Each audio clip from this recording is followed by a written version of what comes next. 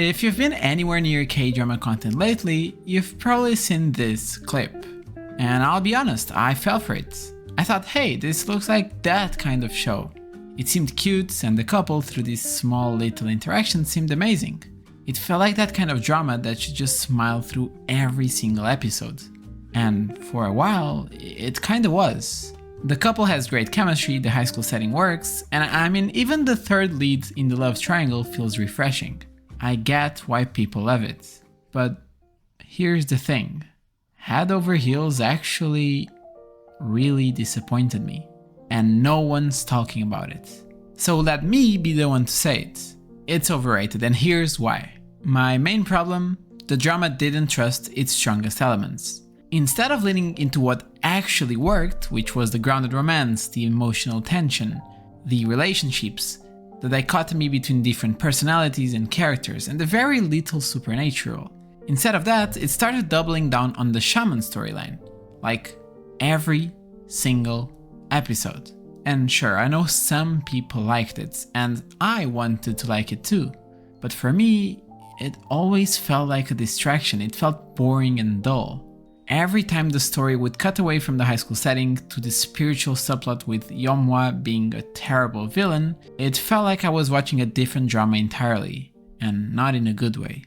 Now, don't get me wrong, some of the supernatural stuff was actually great. First, the whole he's gonna die soon and I need to save him was actually very cool. The idea of saving someone doomed through seeing what others don't see, understanding what others can't, actually works. And the dramatic irony related to that, when we know she's the shaman, but he doesn't, is incredibly well done. The romance is slowly developing, but he actually hates shamans and he hasn't yet found out she's a shaman. It's great. Then when he does, in this very beautifully shot scene, it's a climax. This whole part of the story is amazing, and I personally always love dramatic irony, and it worked great. Not only that, but the dynamic later on the show with the whole he's possessed but changes back to himself when she touches him is actually genius. I mean, that provides some amazing switch between very different personalities, some comedic moments, some intimate moments between the two, and the overall tension. When is he gonna change? What's he gonna do? Everything. That entire dynamic gave us so many cool moments. And even some of the backstory of Bong-soo, that's supposedly this super evil, mean spirit, but when you actually learn about his past, you understand it all of this was pretty damn great. But everything else around that fell flat. Songa's mom, Yeonhwa as a villain. The wider world of shamans, curses and spells was mid at best.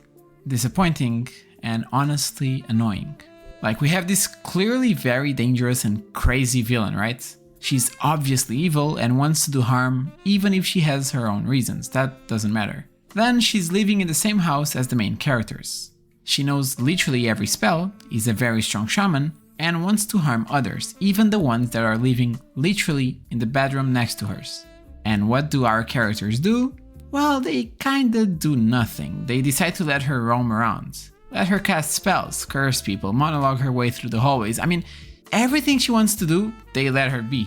It's like having a serial killer in your house and letting all the weapons unprotected. I mean, really? Honestly, what the fuck? I mean, how would you let the obvious evil villain freely doing whatever she wants? It's just bad writing, really. Yeonhwa must be the villain and she must create tension, conflicts and hardships for our characters. She must harm them somehow, so they write the characters around her being absolutely idiots, making every single dumb decision. The mom died because of these stupid choices. And it's not just once, this happens constantly starting from like episode 6 or 7 onward. Honestly, from this point on, every time the focus would shift from the actual main characters and their relationship and developing to this very annoying shaman subplots, I'd just sigh and think, okay, here we go again. Because honestly, it felt like two different dramas fighting for the same spot. One was a warm, cozy, cute high school romance with some tension and a bit of supernatural twist behind it, and the other was whatever the fuck this was. And unfortunately, in the second half of this show, the wrong one kept winning that fight. So yeah, that's what really disappointed me. Head Over Heels had all the ingredients to be great, and for a while it really was. But then it lost focus. It got distracted by a subplot that just didn't work, and in doing so, it dragged down everything that did. I wanted to love it, I really did, but I just couldn't. And I think there's still a lot in here that people will connect with and enjoy, but for me, it was a frustrating watch. The kind of drama that shows you exactly how good it could have been, and then takes all of that away.